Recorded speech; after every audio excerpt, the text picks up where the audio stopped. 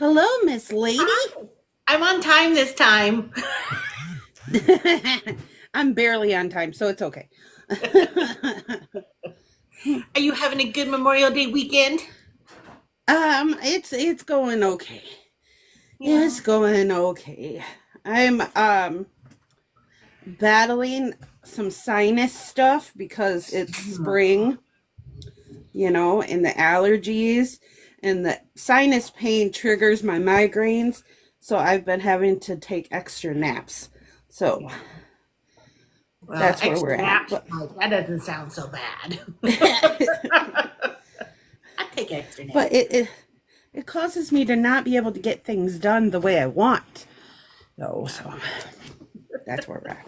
But that's okay. That's okay. The extra naps aren't a hardship, let me tell you. But right. So I have to ask, did you see my post today? I didn't. Where'd you post? Here? Here on TikTok. No, I didn't I see. got to meet a real life park ranger yesterday. What? And he looks like Phil, or Ranger Joe, as you know him. Ranger Joe. Ranger Joe. Anyway, it was really fun to find my character out in the wild and be like, can I get my picture taken with you? Ranger Joe. Yeah. Okay, Ranger Phil. Oh, Ranger Joe. Every time I say that, people are like, that's not his name. I'm like, I know that's not his name. It's a joke. Come on. It's a joke between us.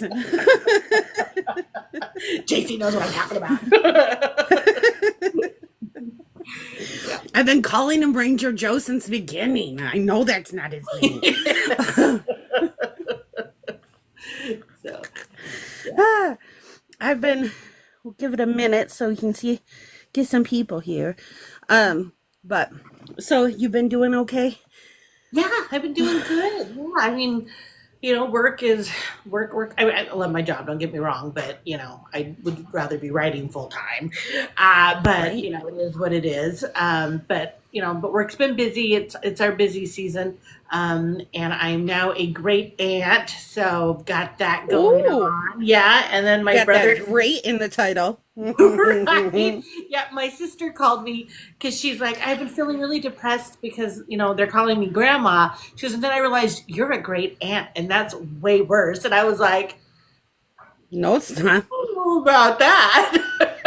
It's better. I'm a great aunt too.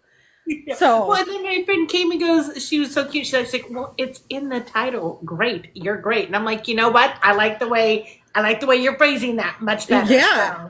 So. It's just kind of like when people are, my, I'm not married, but I've been with my spouse for almost 11 years.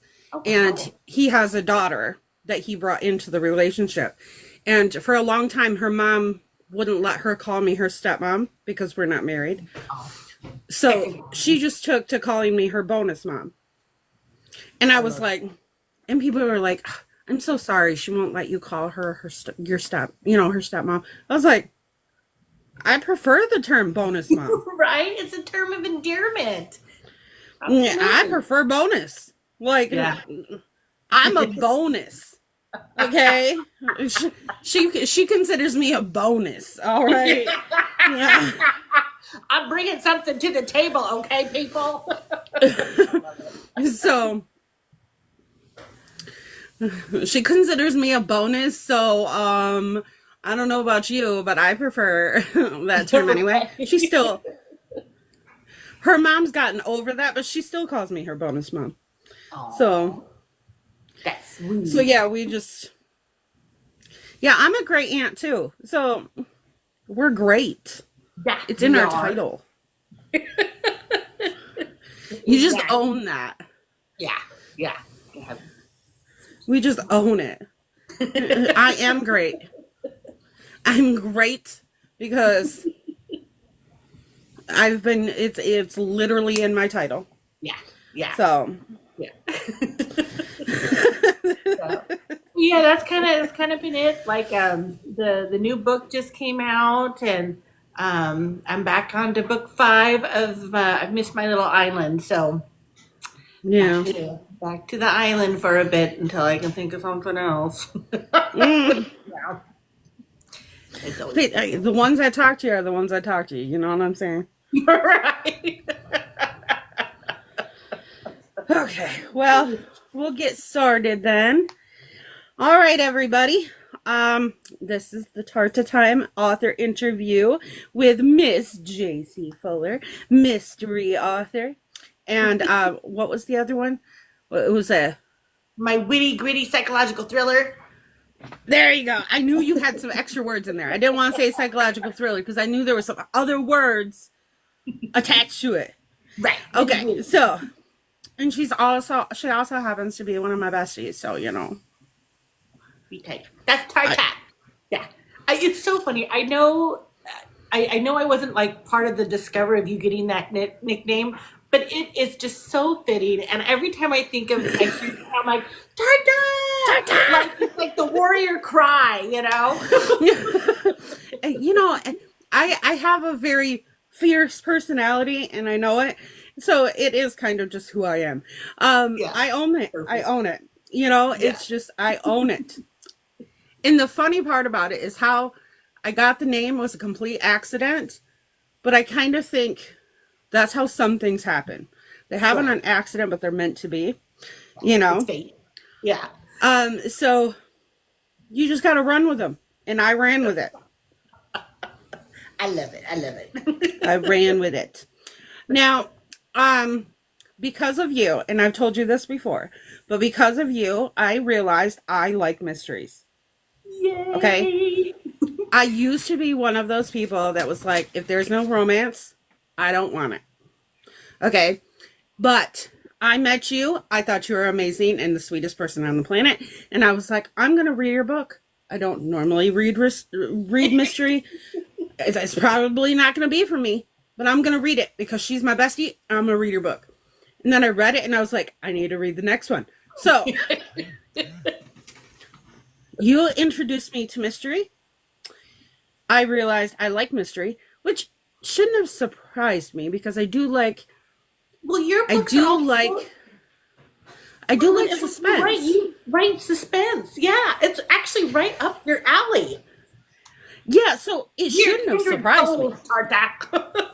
It shouldn't have surprised me because I write suspense, right? Yeah, so it shouldn't have surprised me, but it totally did. Okay. So you introduced me to mystery. So I do have to thank you for that. You opened my eyes and made me realize, hello, it's suspense. Sometimes we get in our own ways, people. Right, isn't that the truth? So I do have to thank you for that. And listen, I may call him Ranger Joe in this interview. I want everybody to realize I do know his name is Ranger Phil. Okay? It is an inside joke with me and JC that I call him Ranger Joe. And anybody who's watched Full House knows why I call him Ranger Joe. Okay. Anyway. He is not my favorite character. Everybody knows who my favorite character is. It's the character you cannot unalive. It would be Miss Hattie then. That's my favorite character. I haven't read book 4 yet because I'm scared that you have unalived my favorite character. She is safe and sound in book 4. Okay. I bought it. It's on my Kindle. I'm just scared to read it because you teased me and I'm like, now I'm scared to read it. Yeah, I can read it now. Yeah, I have literally gotten... see, Cammie knows. Cammie knows. Yeah. I have literally received well-intentioned warnings. I'm being careful what I say on here. That if anything happens to the old lady, I will pay for it one way or the other. So yeah, She must live forever. Yeah, that's what, people keep telling me I need to write in like the Fountain of Youth, or, maybe she's a vampire. It's hidden somewhere in those mountains. Yeah, like I have to bring in some like, paranormal element somehow, like she's a werewolf. The pet skunk brought it to her. Something. Yeah. Related to Bigfoot, maybe. That way we can keep it with the Pacific Northwest theme, maybe. I don't know. Hey, if you want to write a Bigfoot story, I'm organizing an antho. You can join it, ma'am. Yeah. Well, I was just talking to Cece that I mentioned Bigfoot in all of my books, in this series, because my dad was a big Bigfoot believer. He would even go looking for him and do hunts and you gotta join the antho then. Yeah, you have to join the antho. It's 7,000 to 12,000 words. It's not that long. You could write a romance. But that would take me like half a year to write. I am the slowest writer on the planet. You sit down and you can whip out 12,000 words in an afternoon. Do it for Papa Fuller. Papa Fuller, you would like that. Sorry, I feel like it's meant to be. We were just talking about things that were meant to be. I feel like it's meant to be. Papa Fuller would be like, yes, you must do this. Oh, actually, I have really funny It's called story. Feeling Sassy. It's called the Feeling Sassy Antho. My story? You know what my story's called? What is it? It's Sassified. Sassified. Oh, I could do, instead of Bigfoot's called Sasquatch is another name for Bigfoot, and I could do Sasquatch. See, now you got my brain percolating. You just let me know. It's not coming out till April of next year. It's not due till February. Oh, not till April till next year? Mm-hmm. You have time. I got time. You have time. I actually might be able to make that deadline. Mm-hmm. See? You have time. You have time. Just has to have some romantic element. That's all I'm saying. Okay. Does it have to be spicy element or just romantic? No, we have all different spice levels. Some no spice. So as long as it's got a romantic theme. Got it. I can we don't ever require spice in our anthos. Okay, cool. So because I get shy. I know. We don't ever require spice because we do have some authors that are clean authors. So we don't ever. Though I did, when you do read book 4, I did heat it up just a little bit. I think you'd be proud of me. Steam in there? Yeah, just a little steam. Just a little. Just a little steam. Just a little teapot steam. Just enough to go. A little steam. She said.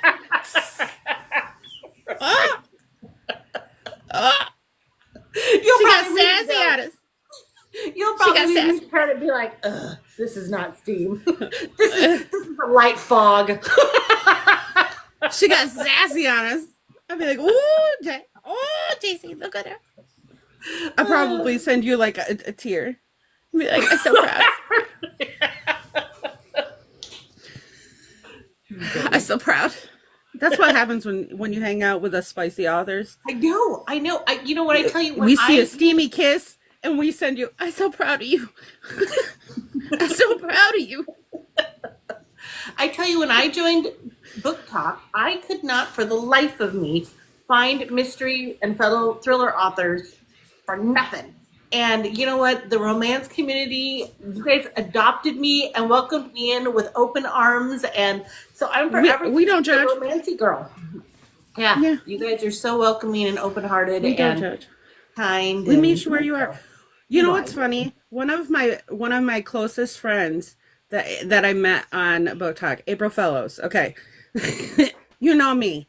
Like, I believe that there's something, but I don't necessarily believe in the God that everybody else believes in, right?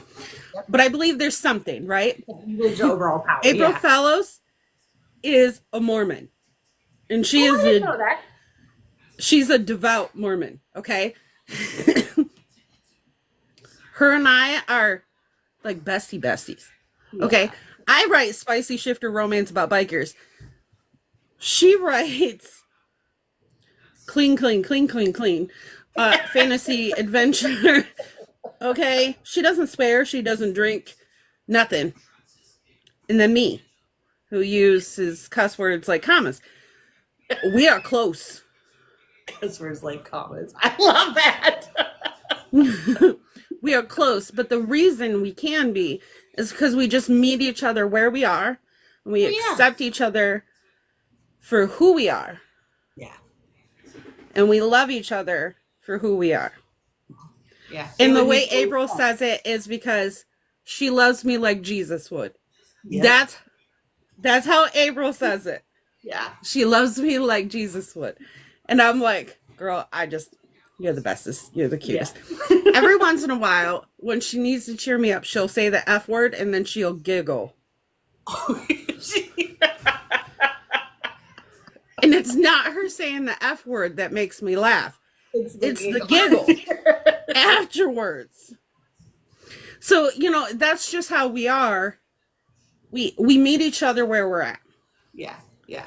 We accept each other for who we are. You write mystery. I write suspense, but I write about bikers and shifters. We don't write the same thing. We have elements that are the same, but we don't write the same thing, but... And we have a love for writing, so we have stuff in common, but... Right. But we appreciate each other for our own process in what we write and what our world is, and that's it. You know what I mean? So you have to find your tribe, and sometimes you find the wrong tribe, but when you find the right tribe, right, you hold on. And that tribe is going to not try to change your writing in a bad way. Yeah, right. Yeah, it's always positive. Yeah. Yeah, and sometimes it's a bunch of spicy romance people who get a little like, oh, you got a steamy kiss in there. Oh my gosh. JC. Encouraging, not demanding. That's what it is. Right. It's encouraging, but not demanding. Yeah. And we may tease a little. Tease a little. But that's it, I tease April a little when she gets a little schemy in her writing. But I if she went too far, I'd be like, April, this isn't you. This isn't what your writing is. You know what I mean? I'd be like, are you okay? Because that's not her. That's not what she writes. So I would be worried, like. And can I tell you how excited I am to not only meet you, but to meet her at Booked in Chaos? I know. There's going to be so many hugs all around. It's just going to be like a circle of hugs. Yeah. You're going to hear across the conference room, Garda! Just know that's me. I'll be like... You can't see me, but you'll hear me. We'll be like this. All of us will be like looking. Right. April saw me at Lombard, and she brought me a Mountain Dew because she knew I would need caffeine. And she got so excited that when she saw me, she jumped up and down. Aww. And then she handed me the pop, and I didn't think anything about it. And I opened it, and it exploded all over me. I couldn't even be mad at her, though, because how are you going to be mad at somebody that... Right. You can't be mad at somebody who's excited to see you. You know what I mean? So excited they jump up and down. So no, that's gonna be so fun to meet a bunch of. I mean, I know you, but to see you in person and and hugs. Yeah. I'm looking forward to it. I'm putting on my big girl pants to do it because I gotta fly. And I haven't been to South Carolina before, so that'll be fun. But you know what? Knowing that I'm going to be there and that there's going to be people I know. Yes. Emotional support people when you get there. And then I get so excited that I get to meet people. And, Mama Hen's in the house. I know. At least you'll have emotional support people when you get there. Yes. Yeah. Do you need us to pick you up from the airport? I think I got that all covered, but thank you. Yeah. Are you sure we're fun when we pick people up from the airport? Tarta, can you come get me? Well, I'm fun when I pick people up from the airport. Yeah, I have heard they get nice big old signs and all sorts of fun shenanigans, as you guys call them. I'm real fun. I'm just saying. Yeah, we'll get a big old party bus, Audrey. No, it's gonna be fun. Now, you have the 4 books in the Rockfish series, and you're working on the 5th one. Yes. Now, do you have a name for the 5th one yet? I do not. I'm really hoping it's just going to come to me. I have the idea, I have the premise, but I do not have a title. Don't have a name. I hate naming things. Yeah, blurbs and titles I could do without. I could just love to have somebody else do it. But yeah. Did you notice my 3rd series, the names are just the character names? No. I was just like, screw it. I'm not doing this. The 3rd series is just the guy's name. Well, I tell you, I kind of made it hard on myself because with the first book, as you know, Black Bear Alibi is also the title on the coroner's report. Same thing with The Push. Now, when I did False Findings, I stepped away from that because someone had said, oh, that's really childish. You shouldn't do that. I got such backlash from that, and this is why it's a positive to be an indie. I was able to go in and fix that so that is also, so that's kind of my theme, is the title of the book is also what the coroner names his files regarding that investigation. That's not childish. Do you know what the howlers' names are? No. It's what the girls get tattooed on them. Oh. Why did I not ever connect that? Yeah. You're so clever. It's what the tattoos, because the girls, the old ladies, their bonding moment is when they all get together and they go get tattoos. And they get their guy's name and then something. That's what the titles are. It makes perfect sense. It's not childish, it's unique. You know what I mean? Yeah. But yeah, that's not childish. It's unique, and it's something your readers will go, oh, I see that. Oh, there's the title. They love that stuff. Yeah. They love those little snippets, those little clues. I'm coming to find that out. It's so funny. I'm a people pleaser by nature, and so whenever anyone like reaches out to me and is like, "Oh, I would never do this again," I'm like, "Oh, okay, okay." And then I follow the advice, and then I get like the, "Why didn't you do this?" And so I'm like, I don't know. I don't. You know what? I'm just gonna do it. I'm just gonna stick with my original plan. So that's why we went back to it. Yeah, it's one of those things where, I always give 2 bits of advice to authors, to indie authors that come to me for advice. First one is find your tribe or your crew. Second one is take every bit of advice with a grain of salt. Yes. That is good advice that I will take. Because what works for somebody else may not work for you. You know what I mean? Yeah. Because there are so many people out there that are like, you have to do it this way. And I'm like, no, you don't. No. Audrey says the title of the next book should be Phil and Hattie Live. Facts. Yeah, so I can read it and not be scared. Yes. Miss Hattie is perfectly fine in book 4. Because I bought book 4 to support JC, because I was like, I support my girl. I buy the book, right? But I was scared to read it because I was like, my girl can't go. So if I don't read it, I don't know. You know what I mean? Yeah, she's okay. I can live in bliss, ignorant bliss. Yeah, no, she's all good. In fact, there's not a lot of her in book 3, that was something else I got yelled at about. So there's because she's our favorite. Patty in book 4. Yeah. People really do just love her to pieces, and we love an old lady because she's modeled after my grandma, and which is, when I wrote book 1, I'm sorry if you've heard the story before, my grandma lived to be 102 and a half. So when I wrote book 1, I wrote it in honor of my grandma, never thinking there was going to be a book 2. Well, now Hattie, $5 later, she's on the verge of being 104 years old. And so it's like, if I could have redone that, I would have, made her a little bit younger by at least 10 years. But you know what you do? You know what you do? This is what you do.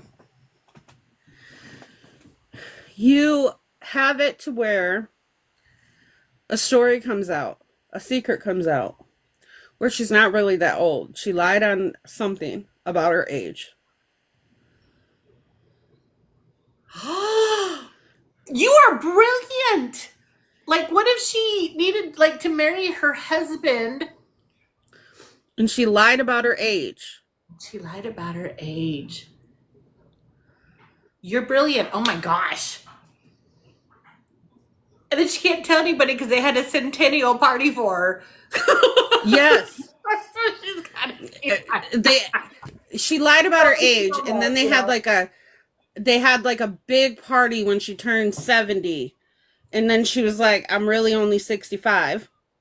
And she didn't want to tell them that. Yeah. And then they did it again when she was 80, and they did it again when she was 90, and she just didn't want to tell anybody. That's up to it. You know what I'm saying? Yeah, no, that's brilliant. That's brilliant. You know what? I'm going to use that. I'm going to have it, girl. Now. Yeah. Have it. That makes, that will help. Because if I can just make her even 5 years younger, that would. Yes, and she's really not napping. She's listening. She ain't that fragile. That's why she knows everything. Yeah. She's a sly one. She's sly. Mm-hmm. She knows a lot. Because back in the day, they got married real young, right? Yes, they did. Yes. But they had to have parents' permission. Yeah. Right? So what if her parents wouldn't approve? So she just lied about how old she was. Like she moved. Well, and that too, the other thing I'm thinking about is what if, because they didn't check like they check now. No, they didn't check back then. And what if we're it's World War or whatever, and so like a lot of young men lied about their age just to fight in the war, and what if he's gonna go off to war, she wants to marry him, so she's got to lie about her age too. Right? See, we're just having an on-air spaghetti sesh right now, throwing things at the wall, seeing what sticks. That's what we're doing. We can make this work. Hello, I'm gonna use Then that. Our parents didn't know. He was off to war. Parents didn't know. Come back. Bam, they're married. Yeah. Yep. Yeah, I'm gonna do that. So she's really not that old. Yeah, no. And she gets to have her centennial party all over again. Yeah, exactly. Well, and now I'm even realizing, because in this book, not to give it away to anybody, but there's going to be an event, a romantic event being planned. And I could see her giving him some advice about, giving Ranger Phil some advice. And it could be part of the story. She confesses to him, I'm actually not when I got married, I was actually whatever. And then that's how we can sell it. Brilliant. Is someone writing this down for me? We need an assistant.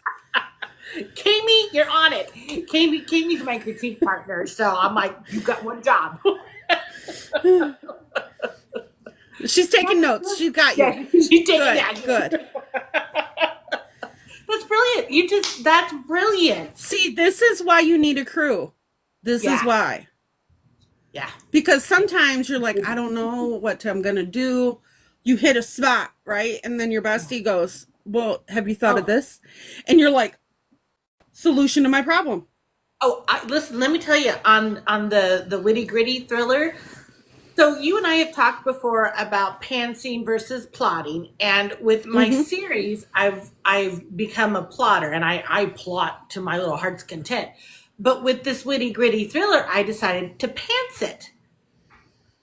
So there's some issues that come with pantsing. You can suddenly find yourself in a plot hole, even though you think you've done everything Right. you're supposed to do. And I found myself in a doozy of a plot hole. And so I was talking with Kimi about it, and we're talking, and I'm actually getting upset. Like I'm getting a little bitchy. And she's throwing stuff out, and I'm like, no, that won't work. No, that won't work. Like, because I'm like, I am upset with myself because Yeah. I'm a plotter. What was I thinking? Like, this is exactly why I do not pants.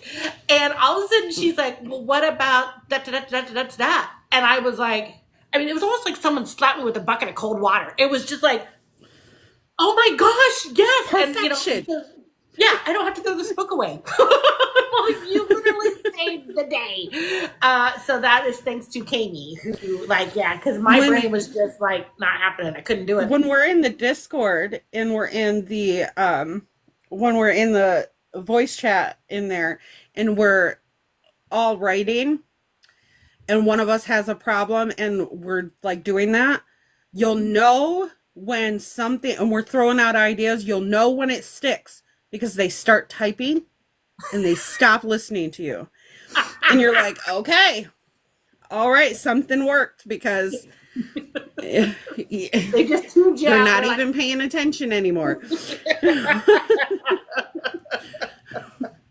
Yeah. Pantsing was fun. I had a fun time pantsing. It was kind of an adventure because I would write the last sentence of the chapter, and I'd be like, oh, that's so good.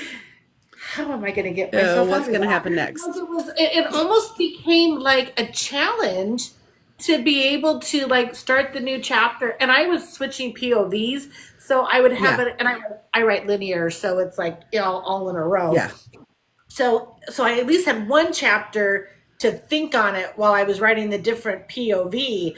But then I would do a cliffhanger on that POV too. So it was like, but it was just a constant, kept my brain back and forth. And hopefully see, I write linear for the most part too. And I try to plot sometimes, but my characters, like the book I'm working on right now, I had a full-on plan. Okay? I wrote 7,000 words of this book. And they were like probably the best 7,000 words I ever wrote in my entire life. I was so proud of these words, right? And then the main male character was like, okay, now hear me out. You know what would make the story better? And he took me down this path in my brain, right? And I was like, but that means I have to like start this book like 6 months earlier than I did. Oh, ooh. And he's like, yeah, but it'll make it better. And I'm like, yeah. And then he's like, and hear me out though. Hear me out. And we can end it on a plot pause. On a what? Cliffhanger. It's what we call cliffhangers, plot pauses. A what? A plot pause. We're just taking a pause. Like that. And I'm like, people will, right? Right, they're not gonna. And he's like, but it'll be amazing. And I'm like, okay. And he's like, and you can put those words that you wrote in the middle. And I'm like, yeah, because that's so easy for somebody who writes linear to just like. And then he goes, oh, did I mention? Not everybody can make it. Some of those characters that all your readers love and fell in love with, some of them got to go. And I'm like, and I'm just sitting there, and all this is happening in my brain because, yes, my characters talk to me. They talk to me. We have conversations. And I'm just sitting there, and I call Saren, and I'm like, do you know what Skull just said to me? And I tell her, and she's laughing. And she goes, you're going to do it, right? And I'm like, of course I'm going to do it. It's going to make the story better. But and she was like, okay, well, go get some Mountain Dew and get back to writing because I don't know if you've noticed, but you have upset Mama Hen. I know she's already mad at me though. She's been mad at me since I unalived a certain character in book 6. She's been mad at me for 5 books now. It's Now, how do you keep track of all of your characters? Because you've got a lot. I mean, you're dealing with bike clubs, right? You know, you got to have more yeah, and I have 3 of them. people in a club. So, and then they got their ladies, and then they've got their rivals.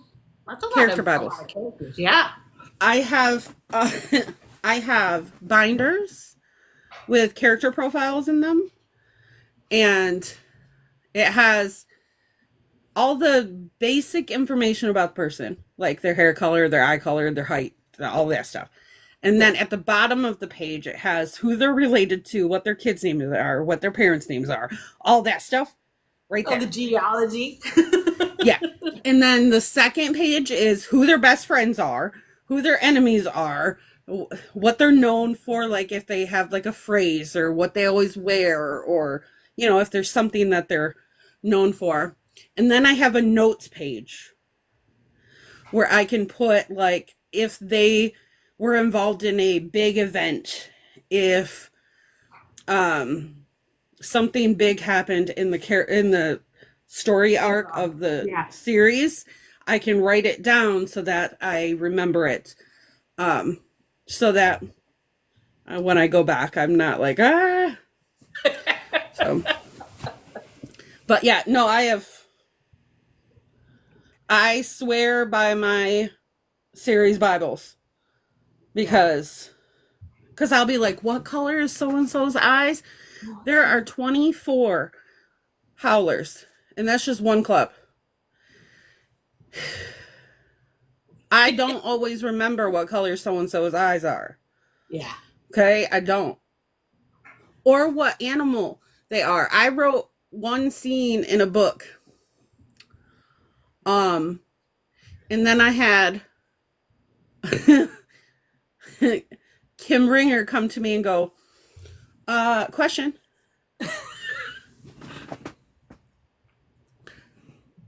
I thought Bullet was a tiger shifter. You wanna tell me why he's shifted into a wolf? And I was like, dang it. For 3 chapters, I had him shifting into a wolf. He's a tiger shifter. He's been a tiger shifter since the beginning of the book series.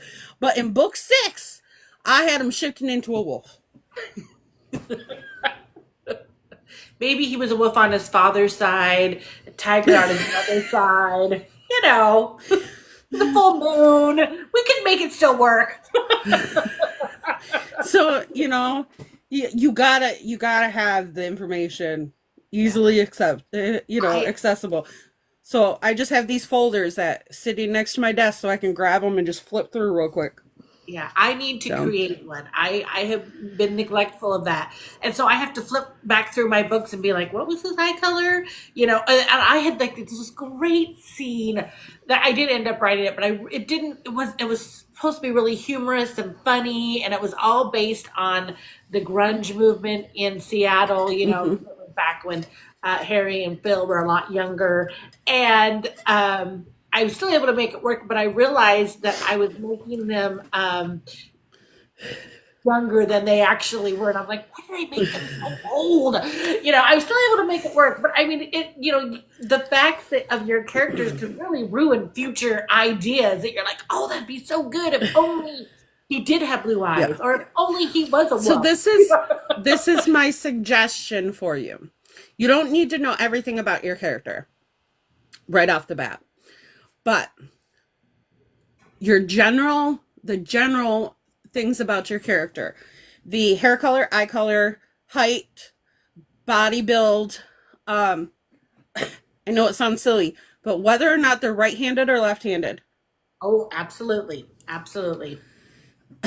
In any markings on their bodies, scars, piercings, tattoos.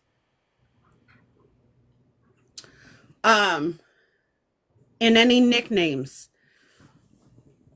Write that down. Before you start writing the character, have that ready. Because then you won't go and write the character and then later have to go flip back to it. You'll have it ready. That's exactly what I always have that before I even write any character. I have a character profile with that, at least that much information. Yeah. Because then if you add more, if you come up, like as you're writing, if something comes to you, you have a character profile that you can quickly jot notes down on. Mm-hmm. You know what I'm saying? And add to it. Yeah. Absolutely. Mm-hmm. That's what I need to do. Yeah. Amy says as they move and speak also. Yes. Yeah. So if there's like a noticeable mannerism that you're going to have them have, like a limp or something like that, write that down. Yeah. Or if they drop their G's. A lot of my characters drop their G's. Like I have a character who is, he doesn't speak a whole lot. He doesn't speak unless somebody directly is speaking to him. And that's in my notes. That he doesn't say a whole lot. But when he does, you better listen. And then I have one that he has no respect for his own life. He is a human in a world full of shifters. And he says the first thing that comes to his mind. He has no respect for his own life. And that is in my notes. He will walk up to a tiger shifter with a ball of yarn to see if the tiger shifter reacts to it. No respect for his own life. Yeah. Which is a pretty big, character, Sorry. It's fine. Oh my God. I have a puppy too. It's fine. Yeah, no, things like that, just write them down. Any personality trait that you know they're going to have. Just do it ahead of time. Real quick, jot down things you know that character is going to have. And then that way you have a start to your character Bible. That's what I need to do. Yeah. But, so, the next, I know right now you're focused on Rockfish. Do you think you will ever do another series? So this is the thing. I have had the idea of doing a prequel with Miss Hattie. So I thought it might be kind of fun to be able to still stay on the island, but make it set back in the 1950s. And Miss Hattie is with her husband, Earl. She's the one, while she's running the general store, she's the one solving the mysteries. And so you still get some of the characters. Because I think Rockfish Island, the series I'm running right now, will probably go one book, maybe two at the most. And then we'll call it good. And then this way I can still stay on my island. We can still have Miss Hattie. And then have a little bit of a challenge with it being, back in the 1950s, because things were just a lot different. So you don't have a cell phone. Because that's one of the big challenges with writing a mystery in modern day is, it's hard to set up, with cell phones, help is really just a phone call away. You can Google anything anymore, pretty much. If so it's kind of hard to make some of the mystery suspenseful, because someone would be like, "Well, why didn't you just Google it, or why didn't they just dial 911? I mean, the problem solved." Right. So at least with an island, I can do like there's no cell phone service or there's whatever. But if I make it to the 1950s, that really eliminates. Some of the things, and I can keep it a mystery. So I've played with that idea. The other thing, I don't know if I call it a series, but I have you actually have inspired, because you wrote, I'm going to totally space the name. On the clock? Yes, thank you. I know it's your absolutely favorite. love it. I know you love that book. It is. I absolutely love it. And I know you say you'll never write another rom-com, but I loved it. And I would like to try a rom-com. I have a fun idea about a young woman that for a living, she cleans houses. And she's roped in by the local sheriff to clean this farmer's home, which is kind of like a hoarder's house, because he got hurt. And so he's in a nursing home. Mm-hmm. Well, while she's out there cleaning his house, there's a handsome junk guy that comes in to get like the old wash machines and Yeah. tractors and broken down cars. Well, she's a little hard on her luck, and he accidentally tows her car thinking it's one of the junk cars and crunches it. Yeah. Oh. And so to make it up to her, because they have to still go out to this farm, which is out in the middle of nowhere because it's a farm, he has to offer her to make peace. He offers her a ride. And of course, that's how hopefully the romance will blossom and grow and all that kind of fun stuff. Oh. I So like I have it. an I like the idea. idea. It's just a matter of having time and the brain power and the creative spirit enough to do it. So, but yeah. I think you rock it. But yeah, I think you can rock it. I would like to do some more standalone thrillers. I did my little witty gritty psychological thriller. It's very short. It's only like a little over 40,000 words. It's only a novella, but it was fun. It was like I said, it was fun to pants it. It was gritty. I used cuss words. Yeah. So yeah, it's not gory, but it's definitely gritty. It's darker themed. There was a lot of things I had to put in a trigger warning page. So that's how gritty for me it is, because I'm pretty. So that was fun to do something different, and I wouldn't mind doing that again.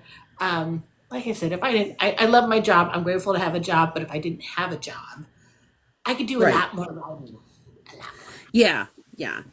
And that's the thing, especially with indie authors, we all have to, well, not all of us, but a lot of us have to put in work elsewhere. So it takes our time away from what we really want to do. But, because we love what we do, we still put in the time to write the words. Which we're grateful for because we need Hattie and Ranger Joe. Ranger Joe. I do love Ranger Phil, okay? I do. It's just the first time she told me about her book, I was like, Ranger Joe! And it's stuck, guys. It's stuck. It became a thing. It became a thing. And so now you've written a psychological thriller, and you want to write a rom-com. Have you ever thought about writing a suspense romance? No, I haven't, because I'm just not like, I think with rom-coms, I think you can get away, which of course there would probably be a mystery in the rom-com because that's just my nature. But with suspense romance, I don't know. It's literally mystery with romance. Is it? Yes. It a little more. No. I love how you could read my expression. I don't even need to say it. You think I should give it a try? I think you should. No pressure. No pressure. No pressure. I'm just saying, I think you would rock it. Oh, thanks. Yeah. I think you would rock it. I think you would. Suspense romance. More suspense than romance, or more romance than suspense? Like, what's the defining, or is it 50-50? It could just be, it's just how it feels, man. Okay. Go with the flow. Listen, they could work together. They could be bounty hunters. Ooh. I used to be a bounty hunter. Did you know that about me? Girl, see, it's meant to be. They could be bounty hunters working together, and they could be falling in love at the same time. And then when they catch the guy, they could kiss. Oh, over his corpse. there's got there's got to be a somewhere along the way. Yeah, no, I used to be a bondswoman for a very short period of time, and see, the more I learn, I have so many questions now. Yeah. Oh gosh. Funny thing is, so my friend owned a bonds company, and so she needed an extra bonds person, like for the weekend, so that they could actually go on vacation every now and then. So I got my license, and but I didn't do it very long because I trusted everybody and I believed everything that they said, even though there was a set of bars. You just have a trusting heart. Yeah, you feel bad. You're compassionate. Yeah. That's just all there is. Everybody was innocent, and I thought that they were innocent. And then a couple of times they actually took me on their bounty hunting. Like I got to do ride-alongs. Oh, and that was scary. That was scary. We busted down a door of a hotel. Of course, I'm in the back, like, holding the flashlight. That's about it. While they're like, but it was fun and adventurous. Yeah. So I was wild and crazy once upon a time. Once upon a time, but not for long. That's so crazy. Oh my gosh. The lore of JC is amazing. Right? There was one hotel we'd gone into that there was a lot of syringes, if you know what I'm, and you really had to be careful where you stepped. Yeah, don't get poked by one of those. You don't know what you end up with. Exactly. But it would be like they'd like bust out the door, or they were like, there was one guy we were like, they got into they were questioning his family members where he was at, and so they're like, where is he? And I'm behind him going, I'm so sorry. I'm like just apologizing to everybody. You're the worst bounty hunter. Yeah. You're not a good bounty hunter, JC. No. You should have watched a few episodes of Dog the Bounty Hunter before you went. I know. I've actually watched the show. Yeah, I've watched the show a couple of times. Yeah, it was awful. But at least I can say I did it. I do have. Okay, so I have a question. Who is your favorite character? Oh, that's a mean question. I know it's a mean question, but our favorite character is Hattie. So who's your favorite character? I will say she's the funnest to write because it's fun to come up with the little sayings that she says, her little feistiness. Yeah. But Mama Hen in my series is one of my favorite characters to write. So. Well, Mama Hen's just your favorite person, period. Like she just. I know. I love writing her in my series. I love it. But I would have to say Phil. I think Phil's my favorite, just because he's your baby. Yeah, he's my baby. And it was so funny because when I got to meet the real life park ranger yesterday, I got to meet him yesterday. Mm-hmm. And what's his name, Phil? No, I wish it was. His name was Logan, Park Ranger Logan. But he looks so he looks like Phil.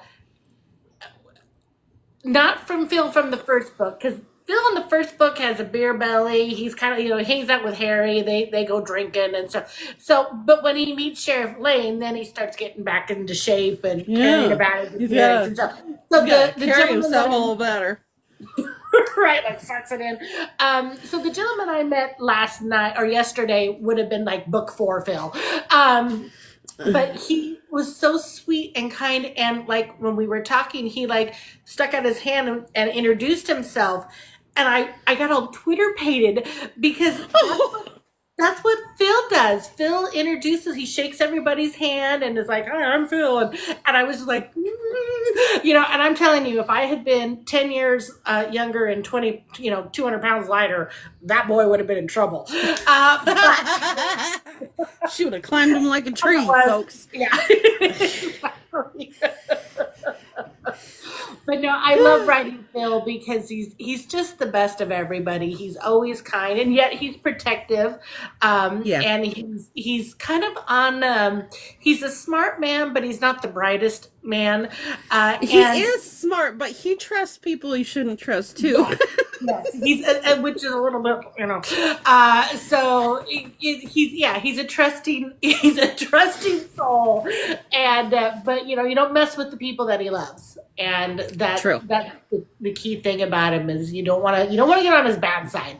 But yeah, so he's the funnest, and when I write him, I picture the best, and it's so funny because they're such polar opposites. But Rick O'Connell from The Mummy, Brendan Fraser, that's who I kind of picture Phil to be like, or Harrison Ford from Indiana Jones, just kind of that cocky, like, you know, Right. guy. So I do also enjoy writing Lane. I've enjoyed making her softer. Book one, she was pretty prickly. She was, yeah. She was prickly. So I really enjoyed making her softer, yet keeping that. But I can see why she was like that though, because she is a woman in a male field, and she's also new to the island, so she doesn't know who to trust. So I can see why she was like that. And then as she gets to know people on the island and they get to know her, she softens up a little bit. You know, and a little bit more and a little bit more. So, like, I can see why she's like that. Yeah. She has to, like, guard herself from... Yeah. Well, and she's got something to prove. You know, when she comes from she's the only female in her family. All of her brothers are well registered in their chosen career. Her father's a retired police officer. Like, I mean, and as somebody who has 3 brothers...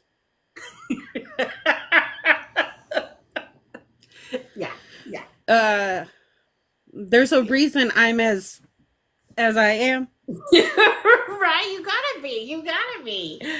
Yeah, or they'll just march right over you. So yeah, she's really been fun, and it's been fun to make her a little bit softer. Now, I will tell you, my favorite scenes to write though is the scenes between the lawyer Mike Allister and Sheriff Lane, because they don't like each other, and it is so much fun to have them go back and forth, and you know, him one up her and then she one ups him, and I really enjoy those scenes. The other character I like, the coroner guy with the cookies. Yes, Ralph Ames. He's just munching on cookies, talking about dead bodies. Like, something about that. Just, I don't know what it is, but something about that is hilarious to me. Oh, and I love it because he's, stick thin. I mean, he just doesn't have an ounce of fat on him, and yet he's constantly eating. And, you know, he's always dressed up for the Arctic because he's, you know, in cold rooms all day, and he doesn't have an ounce of fat on him, you know, so he's always freezing. So yeah, he's fun to write too, and even he in the book that I'm writing now, book 5, he's been there from the beginning, so he has seen the progression between Phil and Sheriff Lane, and he's almost like kind of almost a fatherly figure as the series progresses. So I imagine him sitting, I mean, without, it's a bowl of cookies, but I imagine him on the side watching their relationship, just eating popcorn, but it's cookies. Right, yeah, for cookies. You know what I mean?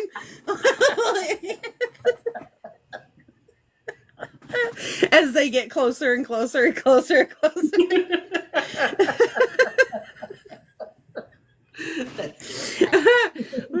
But no, I just, like I said, you introduced me to mystery, even though it should have been a no-brainer situation that I would like mystery.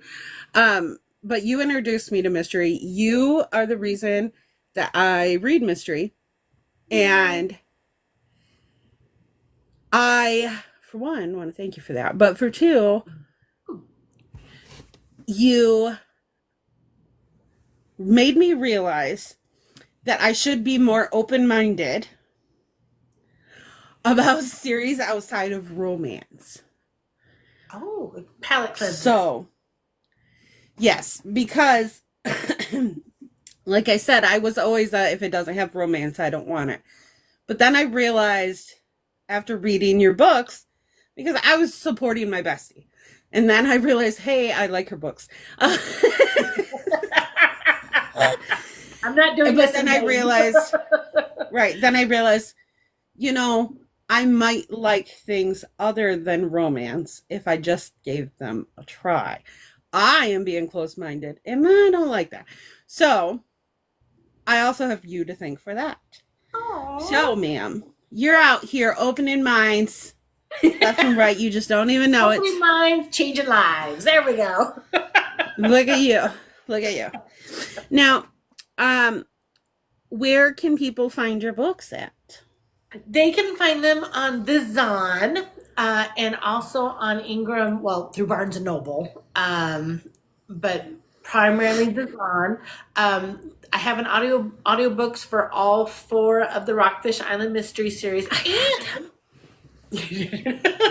And they're included if you have Plus or Premium membership. They are included in the, I don't know if they have a name for it, but basically it's the audible version of Kindle Unlimited. Right. And then all the books are in Kindle Unlimited as well. So I've tried to make them as easy to find and accessible to read as I can. And if they want signed copies? Oh, if they want signed copies, then they just message me because I don't have a website yet. Yeah, I need to get book 4 and your new one because I have the first 3. I got to get the other 2. So I got to message you and work that out with you. Yeah, so anyone that's in the comments, she's also going to be on the YouTube channel, TARTAtimeVodcast, at the end of June, for our mystery authors panel. That was a lot of fun. Stay tuned. It was so much fun. Stay tuned. I will post more about it when I have the exact date on when it will be on there. We had so much fun with her and A.L. Hatcher and M.K. Dean and T.L. Hodel. We giggled a lot and we talked all kinds of stuff about mystery authors, and we went on a few tangents, I think. We did. And then Ziggy made an appearance because someone came to the door and then I had to mute. I felt Listen, my vodcast is not a very organized or professional. It's just not, because I'm not. So things happen. But yeah, so come and see JC on that. Learn more about her books and the other authors. And thank you for joining me, JC. Oh, thank you. And I'm so glad we got to have some one-on-one. I don't get to pop into your lives as much as I used to be able to. And so I'm glad I got to see your face. Oh, no. I love you, bestie. We'll do this again, though. I'm sure. Okay, bye, everybody. Bye.